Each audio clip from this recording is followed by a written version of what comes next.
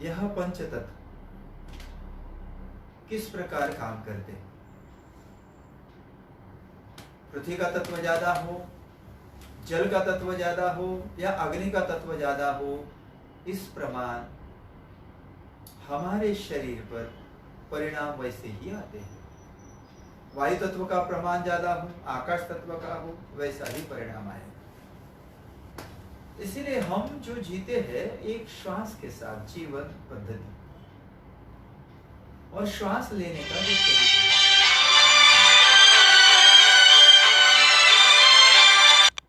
जीवन पद्धति में जो श्वास लेने का जो तरीका है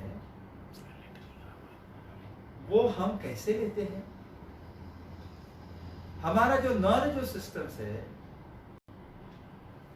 वहां तक हमारा ऑक्सीजन पहुंचता नहीं। इसी कारण हमारे भीतर प्रतिरोधक क्षमता बढ़ नहीं पाती। प्रतिरोधक जो क्षमता है हमारे भीतर कम हो जाती है। इसके कारण हमारे ऊपर, हमारे शरीर और मन के ऊपर एक जो रोगों का आघात, एक अज्ञात शत्रु का आघात होना शुरू होता है। इसके कारण हम अपने जीवन में विचलित होते हैं, हम इधर उधर भागने की कोशिश करते हैं, और यही डर हमें अपने जीवन के नकारात्मक विचारों में लेके जाता है। तो ये जो श्वास लेने का जो तरीका है हम किस प्रकार लेते हैं? पहला जो मुद्दा है हमारी जीभ, हमारी आंख, हमारी कान, हमारी नाक, हमारी त्वचा। आंख देखती है, कान सुनती है, जीभ टेस्ट करती है,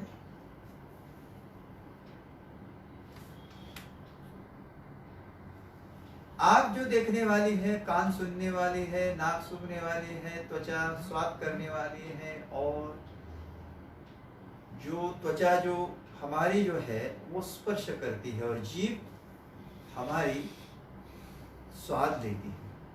ये पंच विषय को हम जान पाते हैं कि नहीं जान पाते? अब इसी पंच विषय को हम नियंत्रित कैसे कर लेंगे? तो उसका नाम है, एक प्रायोगिक तत्व पर शक्तिशाली प्रक्रिया है, वह है खेचरी मुद्रा। जीभ को उल्टा करते हुए ऊपर खींचना है, जैसे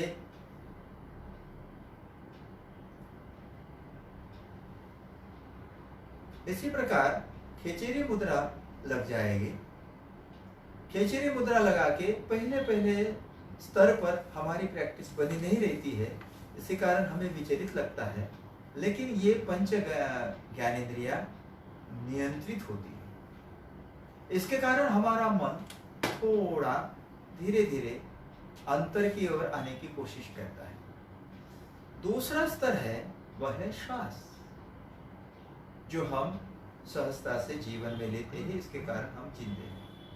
और श्वास लेने का तरीका जो है, जितना श्वास लंबा होगा उतना ही हमारा जीवन भी लंबा होगा। जैसे केचुआ श्वास लेता है, हाथी श्वास लेता है, कुत्ता श्वास लेता है, सांप श्वास लेता है। जैसे इनकी जो संख्या जो श्वास लेने की है, जो व्यक्ति जल्द से जल्द श्वास ले रहा है उसका जीवन कम है, आयुष्मान कम है, प्रतिरोधक क्षमता कम है। जिसकी श्वास लंबी है, उसका जीवन शैली एक ज्यादा है, जीवन ज्यादा जीता है, और अपना शरीर और मन नियंत्रित रखता है।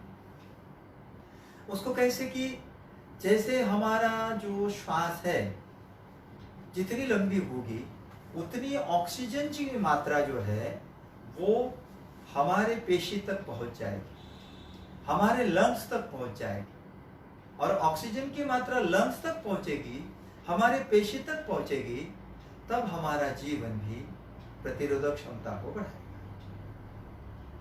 हमारी जो श्वास है वो तीसरा जो तरीका है वह है गले से श्वास लेना। अब गले से श्वास लेने का मतलब ये होता है, इसमें दबाव नहीं डालना है। लोग दबाव डालने के बाद मुझे ज़्यादा तकलीफ हो रही है और जोर से हम श्वास ले रहे हैं, वहाँ भी सबसे ज़्यादा प्रॉब्लम है। हम यहाँ गलती करते हैं और ये प्रक्रिया बराबर नहीं, बीच में ही छोड़ देते हैं। अभी ये मेरा जीवन नहीं है और ये करना नहीं भैया, बाद में देखूंगा। तो इसी प्रकार जो है, हम इस क्रिया को समझ लें, श्वास कैसी लेनी है, श्वास लेने का तरीका क्या है, बैठने का तरीका क्या है। तो महत्वपूर्ण है आपका आसन जो भी हो, आप सही तरीके से बैठ जाए। कुर्सी पर बैठना हो, गद्दे पर बैठना हो, आसन पर किसी भी स्तर पर बैठ जाइए जिसमें आपको तकलीफ हो। इसमें रीढ़ की हड्डी सीधी हो, लेकिन रीढ़ की हड्डी में कोई तनाव नहीं, बॉडी में कोई तनाव नहीं, शरीर आपका लूज रहे और केवल आप रीढ़ की हड्डी हो। मतलब आपकी रीढ़ की हड्डी पूरे ब्रह्मांड है, आप पूरे ब्रह्मांड से जुड़े हो। अरे आप ब्रह्मांड में कैसे जुड़ जाओगे? रीढ़ की हड्डी। आपका शरीर यहाँ मायने नहीं रखता, रीढ़ की हड्डी महत्वपूर्ण है। रीढ़ की हड्डी में ही आपके सातों चक्र काम करना शुरू करते हैं, रीढ़ की हड्डी में ही आपके ऊपर ग्रहों का परिणाम आता है, रीढ़ की हड्डी में ही आप जीवन जीने का तरीका आप जीते हो, श्वास लेते हो, श्वास छोड़ते हो। क्योंकि रीढ़ की हड्डी के द्वारा जितना जो एक नर्व जो सिस्टम है उसी में ही जुड़ा है पूरा, उसी के कारण जीवन आपको मिलता है और उसी के कारण जीवन आपका समाप्त होता है, श्वास आपकी सही ना हो तो। इसीलिए श्वास लेने का जो तरीका है वो कैसे हो। तो शरीर आपका ढीला यानी लूज छूटने के बाद, रीढ़ की हड्डी सीधी रहने के बाद आप सहजता से श्वास लोगे और सहजता से छोड़ो। वो कैसे? खिचड़ी मुद्रा लगा दिया आपने,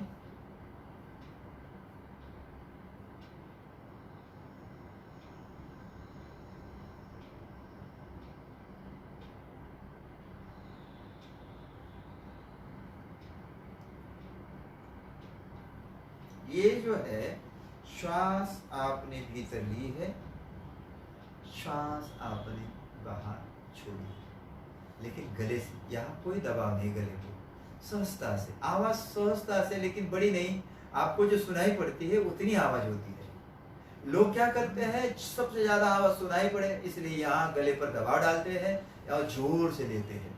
सहजता से जितनी लंबी ले सकते हैं वो उतनी ही श्वास लेते हैं। इसके कारण क्या होता है? इसके कारण ऑक्सीजन की मात्रा बढ़ना शुरू होती है। खिचड़ी मुद्रा से क्या होता है?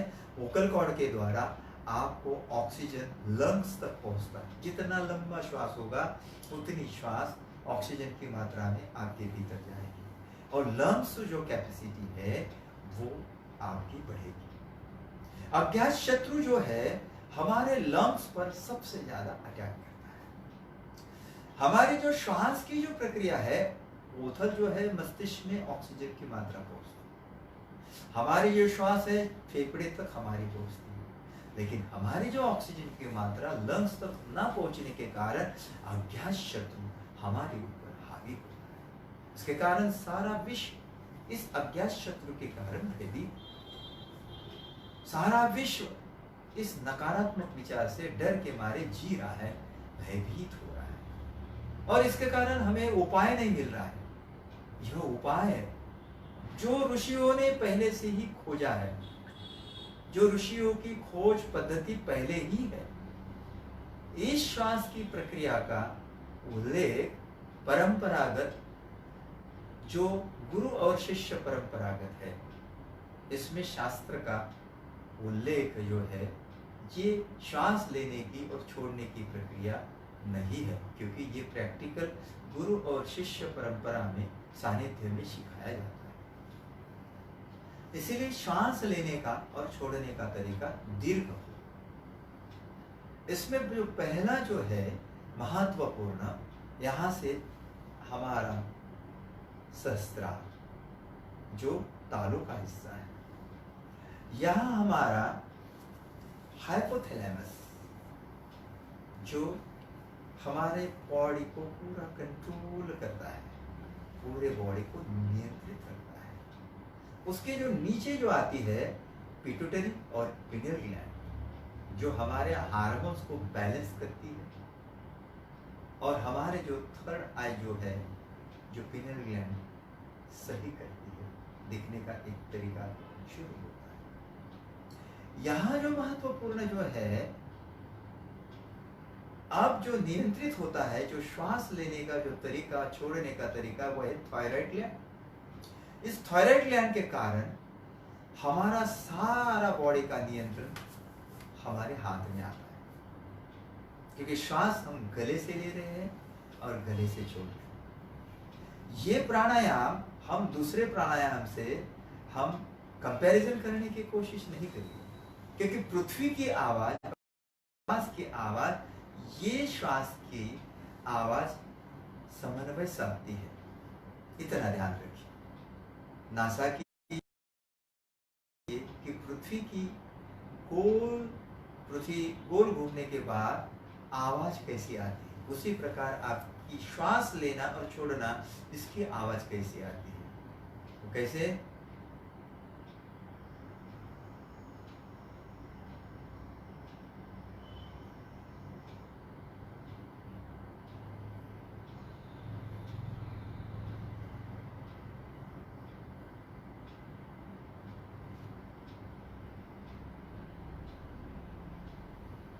इसी प्रकार आपको श्वास लेना है आपके शक्ति के अनुसार। ये शक्ति के अनुसार आप श्वास लेते हो, उस अवस्था से छोड़ते हो, तो ये शक्तिशाली प्रक्रिया है। एक ऐसी शक्तिशाली प्रक्रिया है इसमें एनर्जी बूस्टर भी कहते हैं। एनर्जी बूस्टर यानी पंच तत्वों को बैलेंस करने की एक शक्तिशाली प्रक्रिया, वह है श्वास लेने का तरीका और श्वास छोड़ने का तरीका। अब महत्वपूर्ण है, इसके साथ हमारे शरीर का एंगल बनता है। उस एंगल के कारण, ये जो एंगल है वह है कवचायुः, और जो श्वास लेने की जो प्रक्रिया है पंच तत्वों को बैलेंस करने का, वह है भूत शुद्धि क्रिया। भूत शुद्धि क्रिया महानारायण उपनिषद, इसमें उल्लेख आता है भूत शुद्धि क्रिया का। यही भूत शुद्धि क्रिया को, पंच तत्व को बैलेंस कैसे किया जाए, नियंत्रित कैसे किया जाए, ये महत्वपूर्ण है। अभी इस प्रक्रिया को नियंत्रित करने के लिए हम बॉडी के जो स्ट्रक्चर के पहलुओं को हम समझें। हम सहस्त्रार, यहाँ आज्ञा चक्र जो हम हाइपोथैलेमस देखते हैं, वह है विशुद्ध चक्र जो सर्वाइकल, अनाहत, मणिपुर, लंबर, स्वादिष्ठान, और जो रीढ़ की हड्डी का जो नीचे का हिस्सा वो है मूलाधार, सैक्रम। ये जो 7 चक्र है, ये हमारे सेक्शन बॉक्स है, जो हमारी जो सारी वायरिंग एक जगह है, उसको कहते हैं नाड़ी, जो ब्लड सर्कुलेशन को सप्लाई करती है। ये जो ब्लड सर्कुलेशन हमारे शरीर में, ये नाड़ियों के द्वारा वहां पहुंचता है। लेकिन ब्लड सर्कुलेशन पहुंचाने का काम, ऑक्सीजन इसमें मिल जाता है तब ब्लड सर्कुलेशन काम करता है। हमारे शरीर में कहीं पर भी आघात जो होता है, वो ऑक्सीजन की मात्रा कमी होने के कारण। जैसे ही हमारी ऑक्सीजन की मात्रा बढ़ जाती है, सही काम करती है, तो हमारा शरीर और हमारा मन सही काम करता है। तो मूलाधार जो चक्र में है, जो मूल जो चक्र है स्पाइनल कॉर्ड के रीढ़ की हड्डी जो शुरू होती है वहां से, वह है पृथ्वी तत्व, वहां होता है जो मूलाधार है। दूसरा जो चक्र है वह है स्वादिष्ठान, उसके ऊपर 2 अंगुल, वह है जल तत्व। जो लिक्विड फॉर्म में हमारे शरीर के भीतर काम करता है, कंट्रोल करता है। मणिपुर नाभि का जो सेंटर है वो है हमारा अग्नि तत्व। अनाहत चक्र जो काम करता है वो है वायु तत्व, और यहाँ गले में जो काम करता है वो है आकाश तत्व, और इन पांचों तत्वों को नियंत्रित करता है वह है हाइपोथैलेमस आज्ञा चक्र। और इसी ही जो है, इसी से ही ब्रह्मांडीय जो सहस्त्रार जो है इसी से जुड़ा है, वो सारे सभी को ही नियंत्रित करता है। इसकी जो खोज जो ऋषि परंपरा से है, कोई एक व्यक्ति की नहीं जिन्होंने ये प्रसाद के रूप में दिया है। ये जो शिव परंपरा से है, शिव सिद्ध परंपरा से दत्त प्रभु के द्वारा, फिर बाद में इसमें नवनाथ के बाद फिर श्रीपाद श्रीवल्लभ, नृसिंह सरस्वती, वासुदेवानंद सरस्वती, माधव आश्रम स्वामी, नारायण दत्तानंद सरस्वती, संचारेश्वर, ये परंपरा से गज अरविंद तक ये परंपरा है। इस परंपरा से ये विद्या आप तक पहुंच रही है। ये एक अनूठा ऊर्जा का प्रयोग है जो शक्तिशाली के रूप में आप अनुभव कर पाओगे। तो हम एक एक प्रयोग को हम थोड़ा समझ लें प्रैक्टिकली। श्वास लेने का जो तरीका, पंच तत्वों को हम समझ पाए। अब हम आगे चलें। यह है कवचाय हूं। ये कवचाय हूं फिजिक्स का सिद्धांत कहता है हायर टू लोअर और लोअर टू हायर। ब्रह्मांड से जो व्यक्ति आता है इस भूमि पर, इसलिए सहस्त्रार से हम मूलाधार और मूलाधार से फिर सहस्त्रार, ये हमारी प्रैक्टिस बनती है। इसके कारण हमारा जो लक्ष्य है यहाँ हाइपोथैलेमस में रहता है, और इसके कारण पिट्यूटरी और पिनियल ग्लैंड्स ये काम करना शुरू करती है। यहाँ हमारा लक्ष्य होगा आज्ञा चक्र पर, और ये प्रयोग शुरू रहेगा। इसमें श्वास की जो गति है 5, 3, 2 सेकंड के हिसाब से होगा। दूसरी जो प्रक्रिया है मूलाधार से हम फिर शुरू करते हैं। करत